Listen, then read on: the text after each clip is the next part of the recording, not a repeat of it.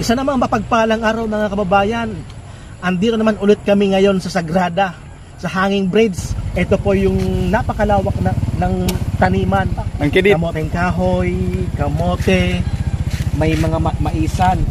So napakalawak po. Sadyang napakasipag po ng ating mga kababayan dito po sa Sagrada Libon Albay. So marami silang produkto.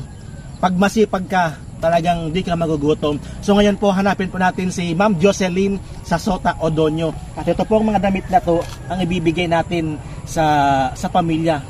Although mga gamit na po, mga used goods na po ito, pero po pwede pang mapakinabangan ng ating mga kababayan.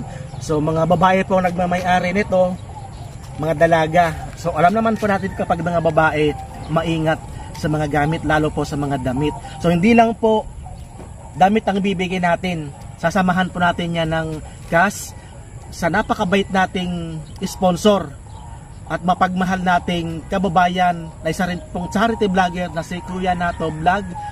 So samahan nyo po kami na puntahan ang bahay ni Ma'am Jocelyn sa Sota Odonio dito po sa Sagrada. Shout out sa mga follower natin dito po sa Sagrada.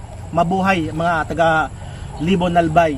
So nandito po si Katabang Dave, ikot po sa Libon.